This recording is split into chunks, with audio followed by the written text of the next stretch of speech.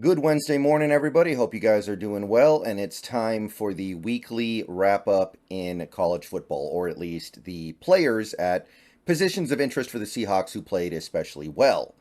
And this week we had a lot of familiar faces, but there were some new ones, which is always exciting. There were some new names to add to the list here.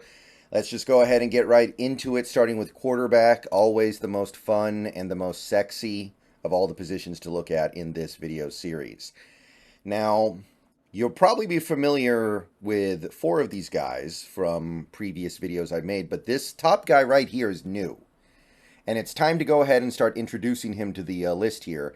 And if he plays another good game, I think it'll get to the point where we need to start monitoring this guy. It's Jayden Daniels of LSU. He had a great game last week. 30 of 34. 30 of 34 for 361 yards, 2 touchdowns, 15 carries for 64 yards and 2 touchdowns as well. And you watch that game, he's making NFL throws. He's actually taking shots down the field. He's throwing it deep. He's making real passes down the field that you need to make it in the NFL.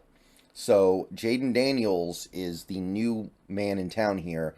As of right now, he's not the Heisman favorite, but he is a Heisman contender.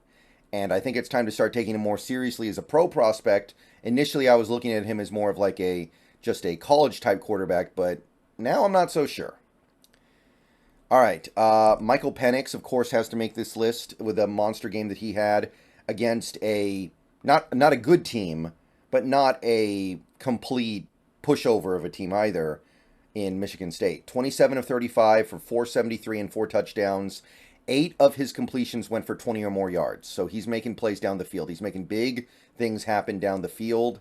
He is the accuracy was pretty remarkable in that game, I thought. And honestly, the only reason why he didn't have like 600 yards and 8 touchdowns in that game was because he basically lost interest.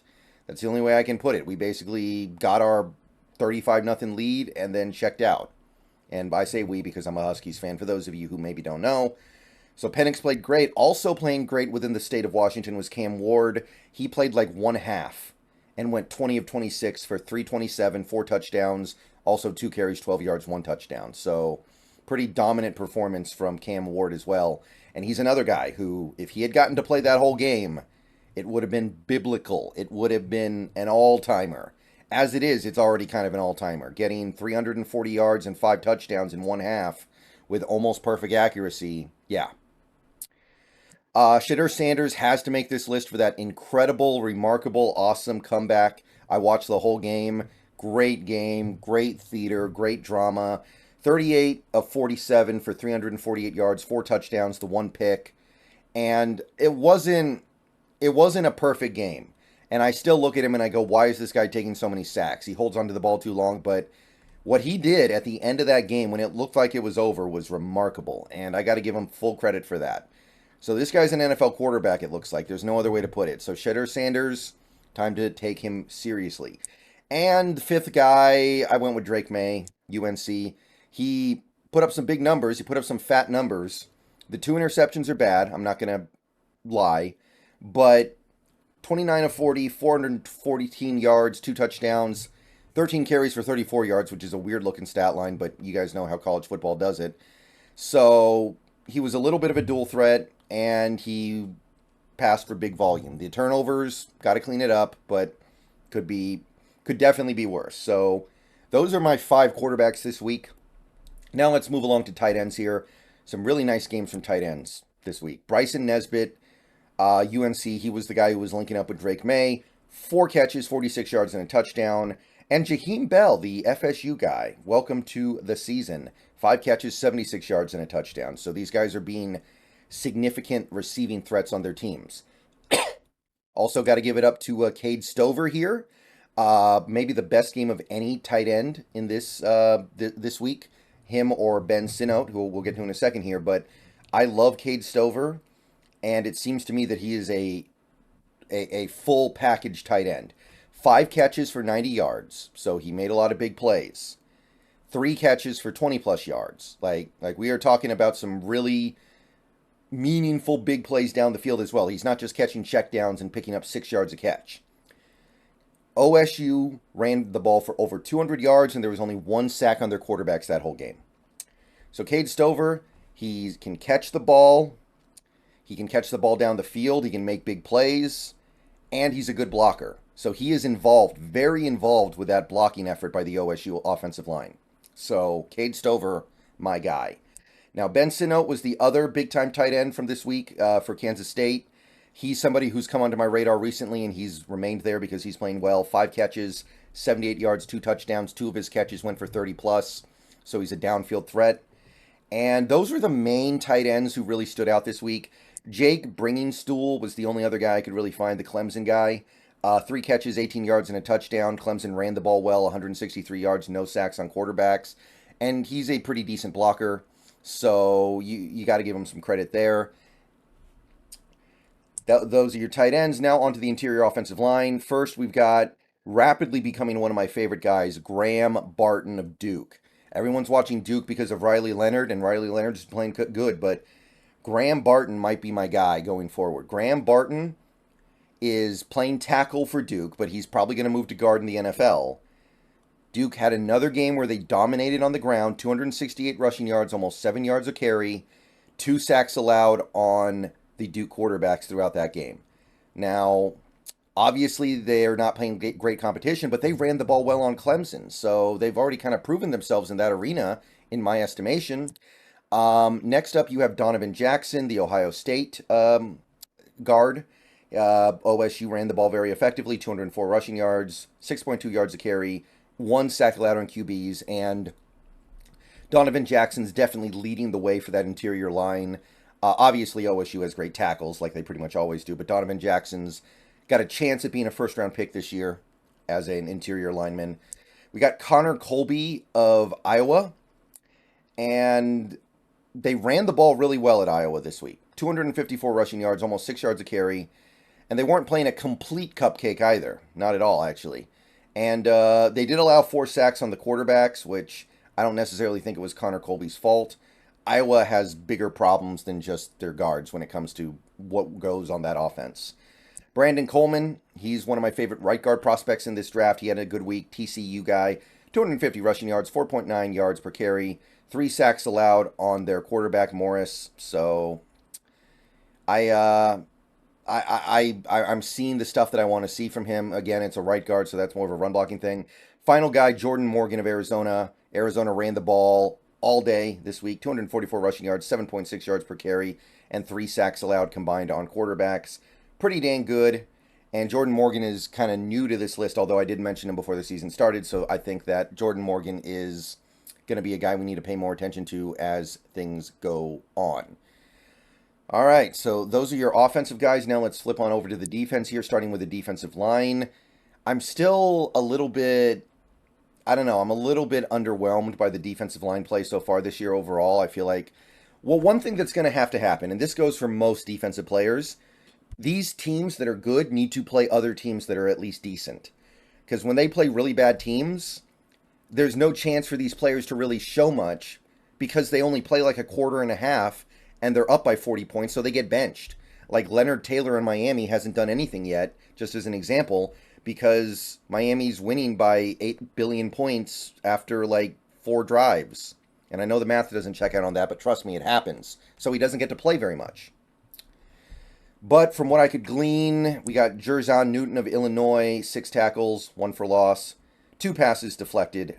So Illinois' defense not really playing that well, but man, Jerzon Newton is disruptive in the middle there, and you've got to definitely rally around him as a first-rounder.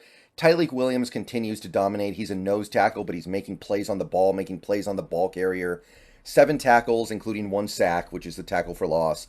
And OSU only allowed 70 rushing yards the whole game, 2.5 yards per carry. So he's very involved with what that run defense does, and they are playing some pretty dominant football. Although, again, Ohio State needs to play a real team at some point. Chris Jenkins of Michigan, not big in terms of what he did on the stat sheet, but he has a big impact on that run defense. They had 2 tackles. He had 2 tackles, including 1 for loss, and they allowed less than 70 rushing yards, 2.2 yards per carry. Another school that needs to play a better team so we can see what these guys can really do, but he played fine. Princely Umanmillion of Florida, new name on this list, a new guy to keep an eye on. Like what he's doing. He had a good game against Tennessee. 4 tackles, half a tackle for loss, only 100 rushing yards allowed, 3.3 yards a carry. And Florida's defense held strong, only 16 points allowed. And T'Vondre Sweat, again, makes this list. Not as good as we're used to seeing. The Wyoming team, or was it Wyoming? Or I think it was Wyoming, did actually run the ball pretty decently against Texas. 4.1 yards a carry, 155 yards allowed. But T'Vondre Sweat made another play in the backfield, had 3 tackles, only 10 points allowed for that Texas defense. So not bad. Definitely not bad at all. And as we move forward through this college football schedule, hopefully we see better things from these defensive linemen, because so far, honestly, by far, I feel like the 2 best guys have been Tyleik Williams and T'Vondre Sweat. And those are nose tackles. Like, let's get some, like, playmaking 4-eye players or 3 techs. Come on, we can do it. Linebacker. Kind of the same problem here, but this week was pretty good. Tommy Eichenberg probably led the way for Ohio State. 10 tackles, 70 rushing yards allowed, 2.5 yards a carry, 274 yards allowed, 10 points allowed for that OSU defense. He's putting up some decent numbers. I think I don't know. I think that when Ohio State starts playing a better team, he might have like a 20 tackle game in him. A lot of these guys are potentially going to do that. Jamon Dumas-Johnson of Georgia, not the top linebacker on that Georgia team, but he made some splash plays this week. I think he was a little better than Mondon Jr., so he gets here. 3 tackles, but 2 of them were for a loss, including 1 sack. They only allowed 53 rushing yards against South Carolina, 3.3 yards per carry, only 309 yards, and 14 points allowed total. Once again, we're going to talk about Danny Stutzman. I really like Danny Stutzman. He is growing on me. I like the way he plays. I like the way that that Oklahoma defense doesn't have a ton of 5-star blue chippers. It has some decent players, some okay players, and some players that, they wouldn't make a team like Georgia. They wouldn't make a team like Michigan. But Danny Stutzman brings it. 9 tackles, 2 for loss, and a pick 6. He had an interception, took it back for a touchdown. Oklahoma allowed 1.6 yards per carry, 75 rushing yards total, less than 300 yards, and 17 points. So Oklahoma's got a little bit of a defense this year, which we're not used to, and it's working out pretty good so far. Barrett Carter of Clemson stood out to me a little bit. 7 tackles, half for loss, 83 rushing yards allowed, 2.3 yards per carry, less than 300 yards allowed, and 14 points allowed for Clemson. So that Clemson defense, which hasn't played great so far this year, they're starting to come around, and I think that we're going to learn a lot about them this week. We've got Junior Colson of the Wolverines here as well. 7 tackles for him. Michigan allowed 2.2 yards per carry, 79 total rushing yards, 203 yards total. I believe they were playing, was it Bowling Green? It was a school like that. So small school, but they played well. 6 points allowed. Okay, safeties. And I really only got, I struggled to find safeties that stood out to me this week, to be honest. Tyler Nubbin of Minnesota had 7 tackles. Cole Bishop of Utah had a tackle for loss, 2 tackles total, and a pass defensed. Malachi Moore of Alabama, 8 tackles, 1 for loss, and a pick on a Alabama team that is not flush with massive amounts of talent like usual. And new name here as well, we've got Hudson Clark for Arkansas, 2 tackles, pass defensed, and a fumble recovery. Now, the thing is, none of these safeties played on defenses that were great this week, right? Like, some of them were okay, but none of them played on a defense that, like, held a team to 3 points or 6 points or anything like that. So, you have to ask yourself, what is it for? But then you also have to ask yourself, is the player doing everything he can? Usually, yes. Or close. They're at least playing respectably. So, that's all I could find for safety. Didn't really find a whole lot going on here.